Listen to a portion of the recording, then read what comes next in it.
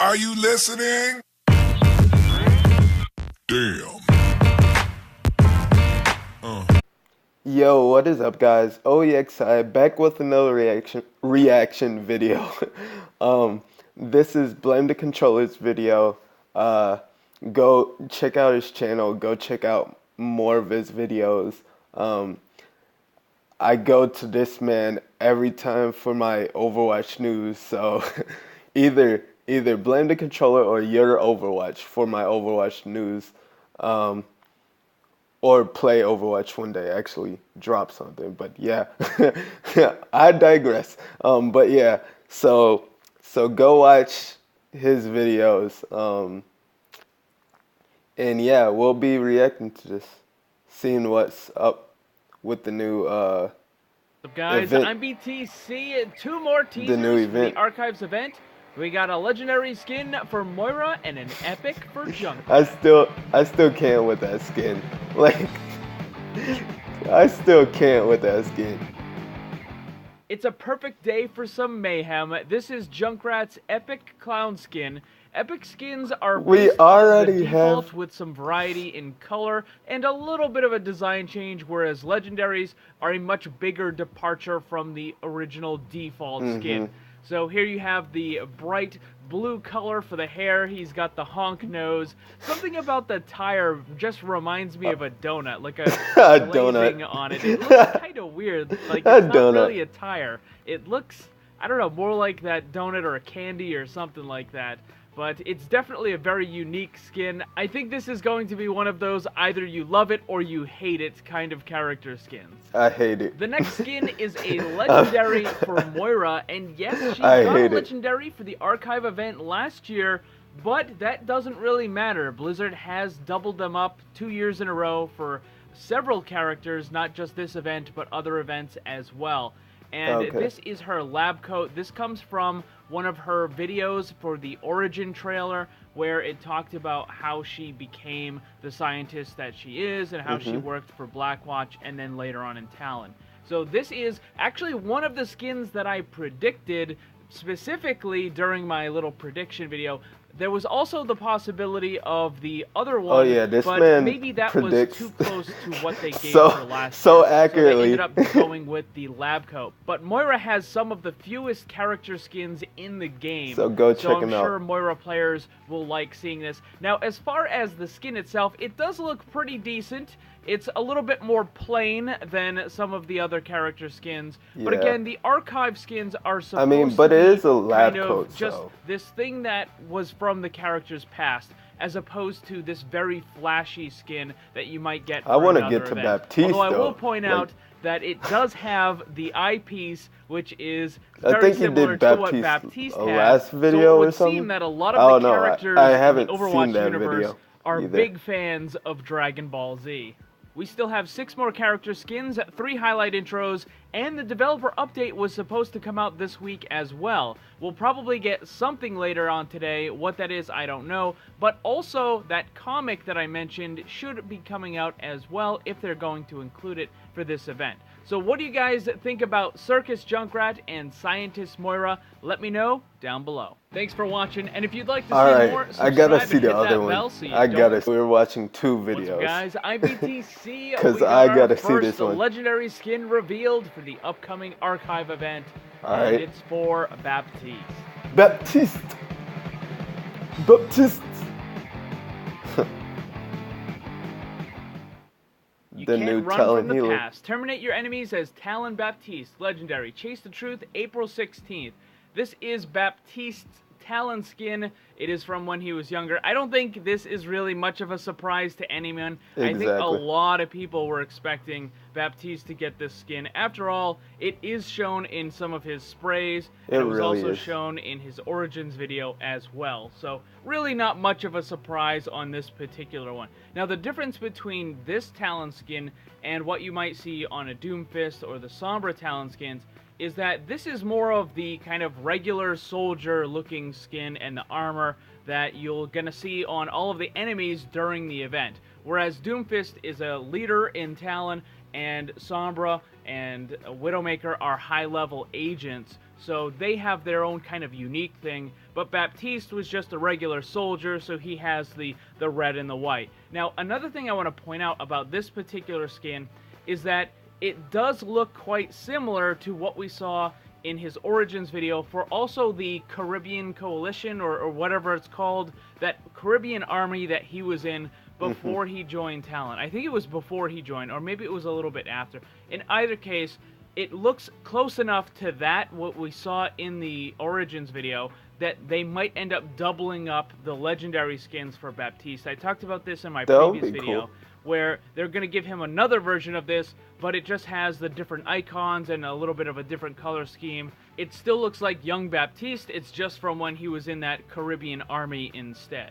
Couple other things, on the official website, they changed it up so the background looks different. They also included the little hidden classified things for all the different skins. And that has been unlocked 24. Now, so now we have Baptiste, which means they are going to I'm so mad that I didn't get Soldier 24 last year. So that's kind of cool. I like that they're doing that. The other thing is what appears to be a secret code in the teaser and in that text. I need to buy Soldier 24 for Reaper. I've had a lot of people asking about this.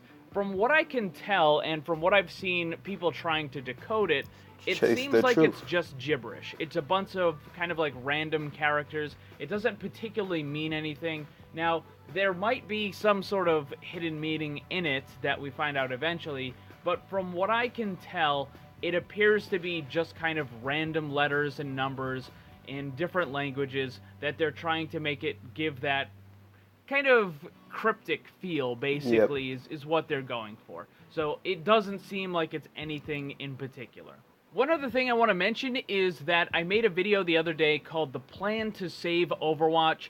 All the time you hear people complaining about all the issues in the game, but not very many people are offering solutions. This is an important video where I come up with some very simple solutions that would greatly improve the game and also address some of the issues. That's why I've been going to important video. Apex. I would really appreciate it if you guys check it out and I've been going to Apex. So that is the very first legendary skin. It is for Baptiste. What do you guys think of it? Who do you think is going to be revealed next? Let me know down below. Because nothing's Thanks for getting watching, done and if in you'd like Overwatch. to see more, subscribe and hit that bell so you don't miss anything. You know what? Come hang out in my Discord server. We're gonna watch 3. Look at the Plan to Save Overwatch. I'm BTC. Many players would agree there are some serious problems with the game, but rather than just going through a list of all the bad things, let's talk solutions and the start of a plan. All the bad things. Overwatch. We will be here for hours.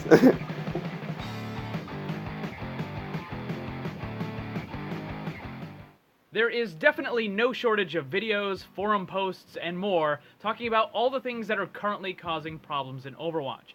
And while it's true that some of this is just a bit of whining, there are also a lot of valid criticisms as well. The problem, though, is while there are plenty of complaints, there are very few, if any, proposed solutions. And if there is proposed solutions, it usually boils down to, well, Blizzard just needs to add role queue. And while that is something that could very well make an improvement to the game, it's no small task. Last time I checked, Jeff Kaplan doesn't have the Infinity Gauntlet, so he can't snap his fingers and just make it happen. There's supposed to be a dev update later this week, so maybe he will announce it, but I kinda doubt it, which means it's gonna take a while. Unfortunately, one of the issues with adding new stuff to the game is that anything they try to change takes away time and resources from those other larger projects like role queue. There's only so many developers and so many hours in the day. And while I do think larger solutions are required to fully I have a address all the love-hate problems relationship that the game with has the competitive Blame the ladder, Controller's throwers, videos. Smurfs, cheaters, and all because the other issues, I do always think that hate on smaller Jeff solutions Kaplan, can and be then done I right watch his now that will videos, at least help a little bit and I to don't hate him alleviate the as problem. much anymore. Now, I do have some I other still hate him. really I big just don't hate him solutions that as I'm going much to propose watching in BTC. future videos, but for this video, I want to talk more about those smaller things. Because it is possible to add those smaller solutions now without having any significant delay on the bigger fixes like role queue. But these smaller solutions need to follow a very basic principle, which is minimum effort, maximum impact. Essentially, these need to be solutions that would require Blizzard to spend a few days or less in order to put them into the game. In fact, Some of them that I'm about to suggest might take less than an hour to do. But let's be clear about something. These are not magical fixes. They're not going to resolve all the issues. The 4 things that I'm going to suggest are interim solutions that will have a beneficial impact on the competitive ladder and player experience in general, while taking only a minimal amount of developer time to add them. Once more, minimal effort, maximum impact. So let's go through the list. Number 1, allowing players to display role preferences. Role queue, if it gets added to the game, will be a major project that takes a very long time, but a role preference already has most of the functionality in the game. When Blizzard added the looking for group system, they made it so that players in your group can select what role they want to play, and then an icon displaying that is shown in the top right when you're on the main menu, and also on the info screen when you're in-game. In fact, players who aren't even in your group can see these icons. It's really good when you join a game and you see that some of the other players on your team are from the looking for group system, and that they have these icons showing you right away what role those players intend on playing. The problem is that in order for those icons to show up, the player needs to be using the looking for group system. So I'm sure some of you might have already guessed what my first suggestion is, and that's simply to allow players to pick a role preference that will be displayed for their team whenever they're in a competitive match. The player can change this whenever they want to. It doesn't force them to play any particular role. It's there to better help your team know which player prefers what role. Can this already be done through voice comms and text chat where players tell their team what role they want to play? Sure, of course it is. But let's be honest, not a lot of people do that. And there's also those players that don't even use voice chat and don't even respond to the text chat either. Additionally, there might be those players who reluctantly play a role they're not good at, but they never even say anything because they just don't want to cause any commotion among the team. Now, I'm not going to pretend that this system would take 5 minutes to add it, but it does seem like the vast majority of the requirements are already in the game thanks to the looking for group system. Blizzard just needs to find a way to allow players to activate it even when they're not in a looking for group. Number 2, let's improve communication, more specifically the voice chat. Communication in Overwatch is incredibly important, but unfortunately a lot of players choose not to use voice comms. Blizzard has tried to help this a little bit by adding that big button on the bottom right that players can just click on to join voice chat, but I think that even more can be done. Blizzard will never force players into voice chat, so my suggestion is instead to offer incentive. Give the players something extra if they're in the voice chat for the match. There are a couple of options that can be done. The first things that come to mind are going to be bonus experience or bonus competitive points to be used towards golden weapons. But the amount would need to be significant. You already get 150 experience for simply endorsing 3 people at the end of the match. So if Blizzard goes the experience route, it would probably have to be at least 500 to 1,000 bonus experience. If Blizzard wanted to go the competitive point route, then they could give, let's say, an extra 5 at the end of the match, regardless of whether you win or lose. This might also lessen the feeling of having to grind towards those gold weapons as well. Whether they use one of those options or possibly something else, the reward just needs to be significant enough to provide that incentive. You might be thinking, won't this kind of unofficially force players into using voice comms? But the answer is no, it definitely wouldn't, because players can still choose not to join voice comms if they don't want to, but they would be losing out on that incentive. So it's win-win all around, because not only do they get something for joining it, but the team also gets better by having more communication. But what about the people that cause problems in voice comms? And that's an easy one. You can mute, block, and report that player as necessary. There's no need for you to lose your bonus because someone else is being dumb. You don't have to leave chat. Just mute them, block them, report them, do whatever you need to. I think in order for this system to work, though, the player would need to be in voice comms for at least 80 or 90% of the total match. You don't get to join it right at the end or just stay in for the first 10 seconds and then leave and still get the bonus. That's not going to work. The point is for there to be more communication and a more cooperative team, so if you want the bonus, you gotta stay in chat for the whole duration. As for potential problems, is it possible that there's going to be a couple players that will turn their voice chat volume all the way down and join voice chat even though they can't hear it just to get the bonus? Sure, of course. But that's going to be a very, very small number of players, and on the whole, the benefit for the larger player base is going to greatly outweigh just a couple players who try to game the system like that. Number 3 addresses the ever-growing problem with Smurfs.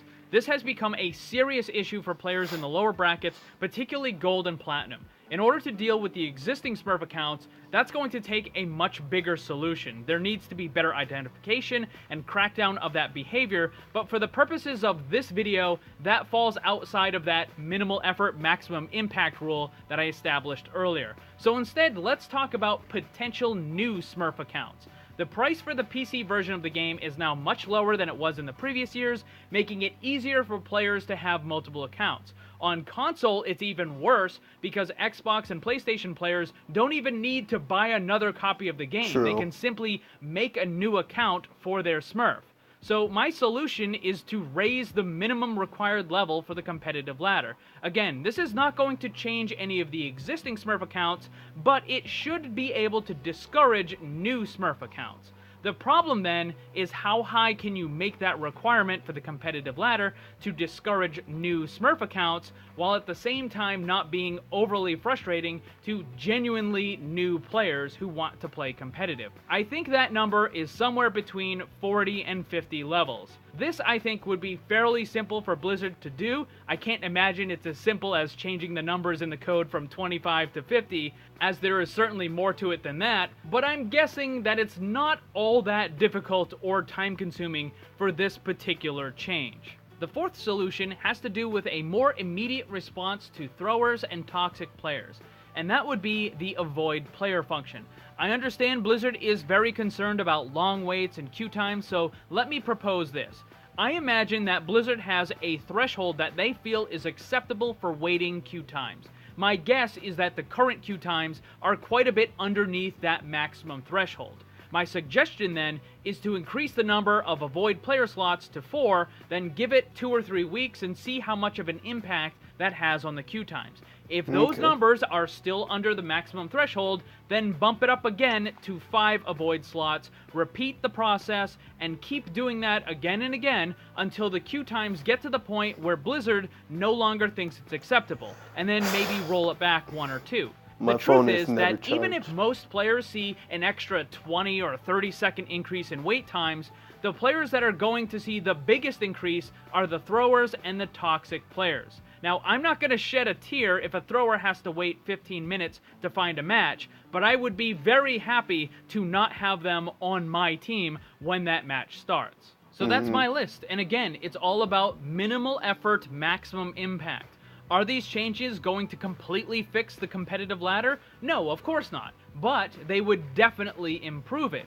And it wouldn't take all that long to implement these changes. And if we have to wait several months at a minimum for a role queue or some other major fix, then I honestly think that the developers should spend a couple days implementing small changes like the ones I mentioned, and that would go a very long way in making the competitive ladder a better experience while we wait for the role queue system and those other major changes to actually be implemented. Now, I'm sure that there are other things that could be added to this list that still follow the minimal effort, maximum impact rule. So if you guys have any suggestions, feel free to leave them in the comment section down below. And also, I would really appreciate it if you like and share this video, because all too often, all we hear about Overwatch in the competitive ladder is complaints and about how bad it is. So I think it would be a good change of pace if instead of sharing those complaints, we shared ways to improve the game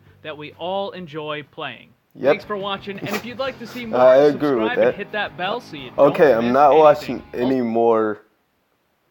any more videos. I'm trying to pause it. Okay, so yeah, this has been 3 BTC videos. I'll see y'all. I might just link his channels and don't even link the videos.